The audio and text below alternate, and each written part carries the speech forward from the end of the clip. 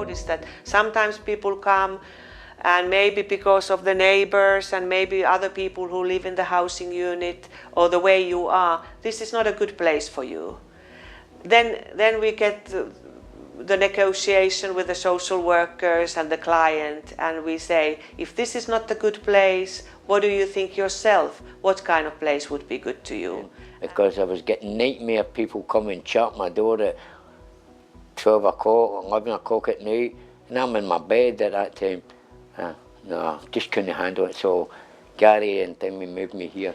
And if, for example, someone was to, not fulfil the terms of their tenancy, whether that's through antisocial behaviour or not paying rent or whatever, and they got evicted, we would then stick with that person in that, and support them into another tenancy or look at other options for them. La question de l'expulsion est beaucoup moins grave pour nous finalement que ça nous paraissait au départ. Donc, à condition qu'il y ait évidemment un relogement après, mais c'est plutôt une étape dans le processus. Donc la personne apprend de l'expulsion qu'elle a subie, l'équipe d'accompagnement apprend aussi, et généralement le relogement, on voit qu'on a franchi une étape. Donc pour nous, c'est de plus en plus vu et perçu comme une étape dans le processus d'apprentissage, d'investissement du logement.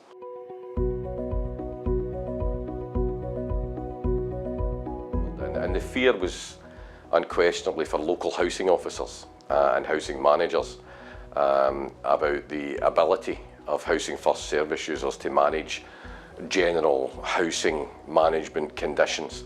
There was a fear of antisocial behaviour, non-payment of rent, and just the way that people would generally live. And I think in particular it was breaking new ground in the sense that we anticipated it would be primarily people who were using substances and who would continue to use substances, and that was accepted within the service. That's all very much new ground for housing providers and very scary for them. La qualité du logement et inversement les problèmes techniques dans les logements ont une importance qu'on a probablement sous-estimée au début. Donc la qualité du logement nous aide énormément dans l'accompagnement et est une garantie, enfin en tout cas une condition de succès. Et par contre les problèmes techniques de logement, pour triviaux qui puissent paraître, sont extrêmement importants et ont un retentissement énorme sur le suivi. Il y a un effet un peu qu'on a appelé l'effet Père Noël au moment de l'entrée dans l'appartement, parce que le fait d'avoir un logement directement sous un mois, comme on disait tout à l'heure, c'est très rapide, c'est quasiment exceptionnel, en tout cas sur Paris. Donc la personne est super heureuse, elle a l'impression que tous ses problèmes vont être résolus parce que maintenant il y a l'appartement. On se rend compte quand même avec l'expérience que petit à petit, la personne va se rendre compte que voilà, elle a un appartement, mais qu'au final, ça n'a pas tout réglé. Donc il y a souvent une phase un petit peu descendante de prise de conscience et voilà, de se dire maintenant j'ai un toit, c'est une bonne chose, mais il va falloir aussi que je mette en place des démarches. Et à ce moment-là, on est bien entendu très présent auprès de la personne, un suivi peut-être un peu plus intensif. Parce que qui dit toit dit forcément facture.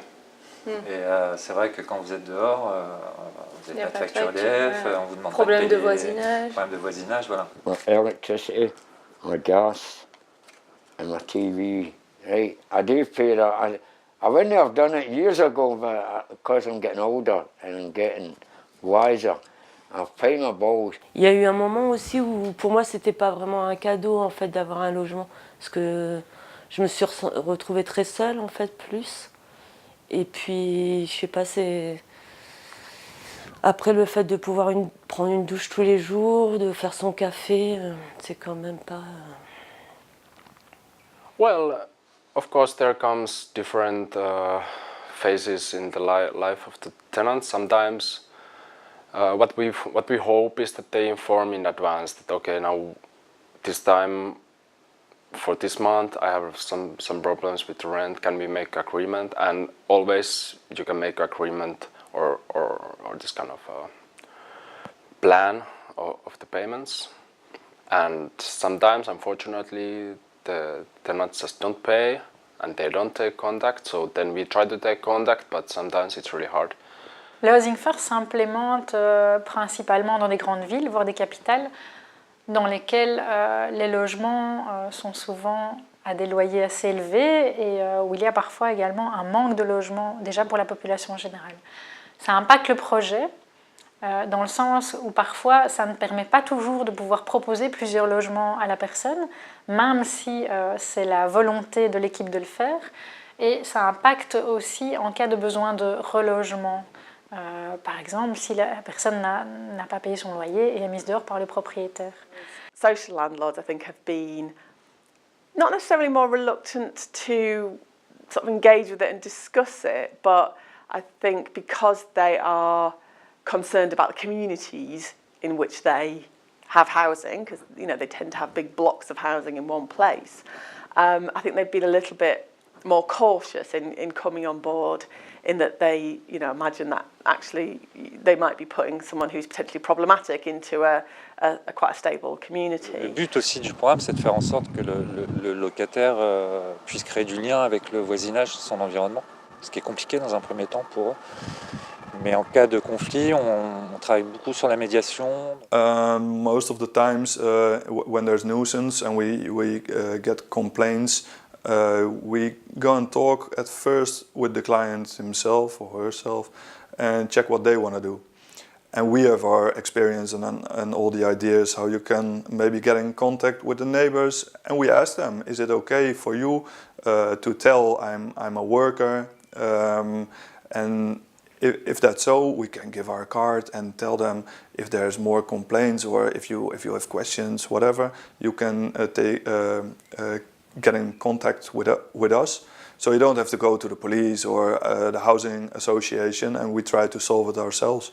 Donc les voisins parfois se liguent un petit peu contre la personne, augmentent un petit peu la gravité des faits pour accélérer l'expulsion. Donc il faut vraiment être attentif à ça et demander qu'il y ait vraiment une vérification des faits, qu'il y ait consultation de toutes les parties.